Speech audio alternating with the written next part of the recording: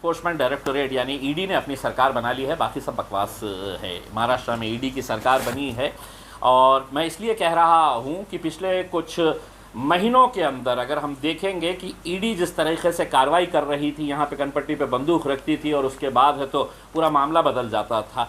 और अगर मैं ये कह रहा हूँ कि ईडी ने सरकार बनाई है और इनके ये बाकी के जो 3 लोग हैं, देवेंद्र फडणवीस हो, एकनाथ शिंदे साहब हो और अब एक नए अजीत पवार साहब, ये तीनों सुपरवाइजर्स हैं। पहले 2 थे लेकिन ईडी का काम इतना बड़ा था, सबके कनपट्टी के ऊपर बंदूक रखना था तो उनको और एक चाहिए था, तो अब अजीत पवार साहब उसके अंदर शामिल हो गए। मेरा एक सवाल है, देश के पंतप्रधान नरेंद्र मोदी साहब जो अपने आप को बहुत दूध का धुला मानते हैं, जो कहते हैं कि मैं भ्रष्टाचार को पूरी तरीके से ख़त्म करना चाहता हूँ, और बेचारे उनके भक्त जो है वो सही भी समझ लेते हैं, कितने भोले हैं उनके भक्त। अब उनको मैं सुनाना चाहता हूं, नरेंद्र मोदी साहब ने राष्ट्रवादी कांग्रेस के ताल्लुक से महज 4 दिन पहले अपने भाषण के अंदर क्या कहा था, ये आप सुन लीजिएगा, उसमें जरा गौर से सुनिएगा। तो एनसीपी पर भी करीब 70,000 करोड़ रुपए के घोटालों का आरोप है। 70,000 crore. Maharashtra state cooperative bank घोटाला, महाराष्ट्र स्टेट कोऑपरेटिव बैंक घोटाला, सिंचाई घोटाला, महाराष्ट्र सिंचन घोटाला, खनन घोटाला, अवैध खनन घोटाला, बहुत लंबी है। इनकी लिस्ट भी बहुत लंबी है। लेकिन अब ये सब मैं बंद करने वाला हूं, क्योंकि मैं सिर्फ इनको डराने वाला था और अपने पास लाने वाला था। हो गया आपका काम मोदी जी। आपके दूसरे जो यहाँ पे महाराष्ट्र के एक उप मुख्यमंत्री है, जो खुद को भी बड़ा दूध का धुला मानते हैं, भ्रष्टाचार के विरोध में भाषण बहुत अच्छा देते हैं, अब उन्होंने क्या कहा है जरा ये भी सुन ले। धर्म नाही, एक वेळ रिकामे राहू, एक वेळ सत्तेशिवाय राहू, एक वेळ मला कोणीतरी विचारलं तुमचा विवाह होणार आहे का, मी म्हटलं अविवाहित राहणं पसंत करेन, पण राष्ट्रवादी सोबत जाणार नाही। मराठी के अंदर बोल रहे हैं देवेंद्र फडणवीस साहब कि किसी भी कीमत के ऊपर राष्ट्रवादी कांग्रेस के साथ हम नहीं जाएंगे। नहीं नहीं नहीं। एक मर्तबा लोग मुझसे कहते हैं कि आप राष्ट्रवादी के साथ शादी करने वाले हैं का, तो उन्होंने कहा कि नहीं, मैं जीवन भर अविवाहित रहूंगा, मैं शादी नहीं करूंगा, लेकिन राष्ट्रवादी के साथ नहीं जाऊंगा। और आज के दिन उन्होंने शादी कर लिए है। अब इसका भी जवाब है तो आप देवेंद्र फडणवीस साहब आप दे दीजिएगा। दरअसल ये है कि महाराष्ट्र की जनता को अब ये सभी राजनीतिक पार्टी समझती है कि इनके कान में बीड़ी है, इनको कुछ समझ में नहीं आता है।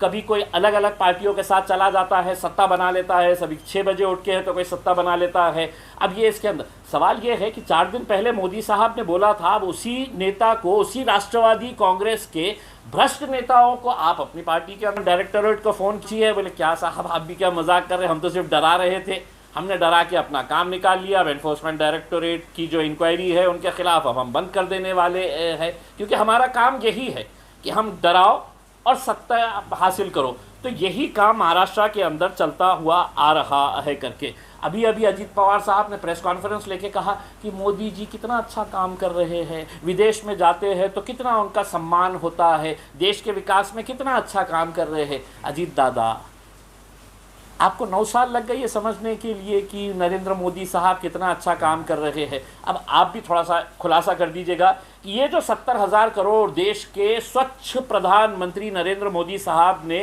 राष्ट्रवादी के ऊपर लगाया, अब आप बोल दे कि ये भ्रष्टाचार मैंने नहीं किया था, मेरे काका ने किए थे।